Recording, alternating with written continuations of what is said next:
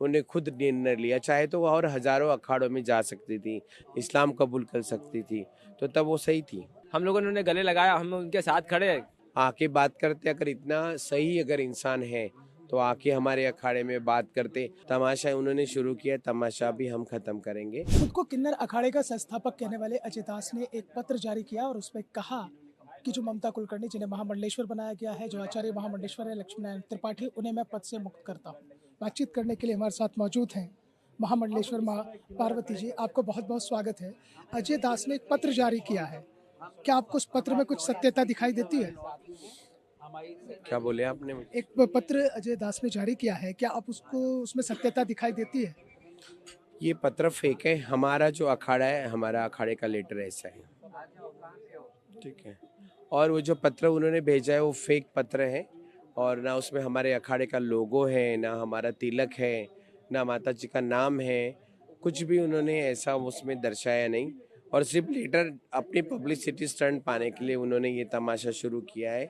तमाशा उन्होंने शुरू किया, तमाशा भी हम ख़त्म करेंगे। और उनकी अपनी गलतियों से इस अखाड़े से हमने उनको बाहर किया था। अच्छा, एक बात बताइए माँ पार्वती जी की जिस तरह से अजय दास ने उसमें एक जिक्र और किया है कि जो जूना अखाड़े के साथ आपका अनुबंध हुआ था वो असंवैधानिक है। वो कैसे हो सकता है? वो कैसे हो सकता है? ये कौन होता है महाराज हमें पूछने वाले कि आपने मुझे बिना पूछे क्यों किया? 2019 में वो तो थे साथ में। 2019 में जब हमारा विलय हुआ जूना अखाड़े के साथ, तब तो ऋषि अजय दास यहीं हमारे अखाड़े में रुके थे 15-20 दिन। तब उन्होंने आक्षेप नहीं लिया, तब उन्होंने बोला नहीं, तब उन्होंने कटाक्ष नहीं किया। अभी बोलने का क्या जरूरत है? आके बात करते, अगर इतना सही अगर इंसान है तो आके हमारे अखाड़े में बात करते। अखाड़ा शुरू हो रहा था तभी वो यहाँ पर विजिट करके गए। ममता कुलकर्णी देशद्रोही है, उसके संस्कार नहीं हुए, फिल्म अभिनेत्री है, ऐसे कैसे आपने बिना संन्यास जीवन के उसे महामंडलेश्वर बना दिया? ये तमाम चीजें भी उस पत्र में हमारा जिक्र है। किन्नर अखाड़ा हमेशा सबके लिए खुला है, चाहे महिला हो या पुरुष हो या किन्नर हो या और कोई हो। हमारे अखाड़े में किसी को हमारी रोक टोक नहीं है। अगर वो उनको किसी प्रेशर से या दबाव में आके हमने महामंडलेश्वर नहीं बनाया, उन्हें खुद निर्णय लिया। चाहे तो वो और हज़ारों अखाड़ों में जा सकती थी, इस्लाम कबूल कर सकती थी, तो तब वो सही थी। आज अगर वो डी कंपनी के साथ क्या मैटर था? हमेशा इंसान अगर नए जीवन की शुरुआत करता है तो पिछला इतिहास छोड़ के उसको उसमें डाल देता है गंगा जी में और नया जीवन शुरू करता है, तो उन्होंने वही किया।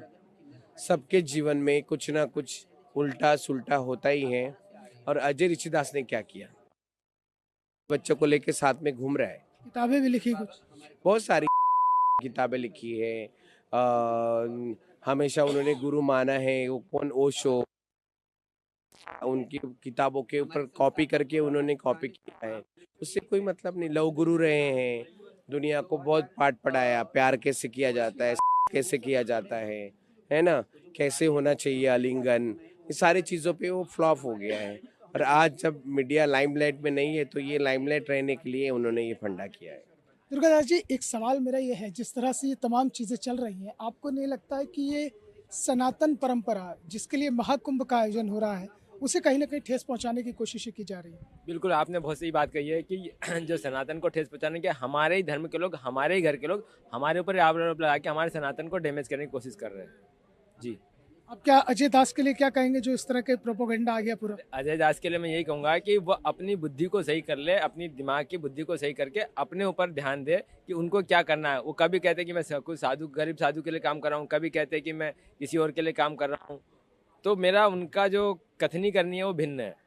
और जैसे आपने कहा, अभी माता जी से पूछा आपने कि साहब ममता जी कैसे बना, तो वाल्यासी वाल्मीकि बनते हैं। कोई माँ के पेट से जन्म लेके साधु नहीं आता है, वो यहीं पे उनके कर्म के अनुसार उनको जब गिल्ट हुआ कि यार मैंने इतनी जिंदगी में सारी लग्जरी लाइफ छोड़ के वो वाल्या से वाल्मीकि हुई, तो सबसे अच्छी बात हुआ कि कोई गले लगाने को तैयार नहीं। आज सारा पूरा साधु समाज उनको दूर करेगा तो उससे कैसे हो सकता है? कोई तो गले लगाएगा ना। हम लोगों ने उन्हें गले लगाया, हम उनके साथ खड़े थे, खड़े हैं और खड़े रहेंगे ममता जी के साथ।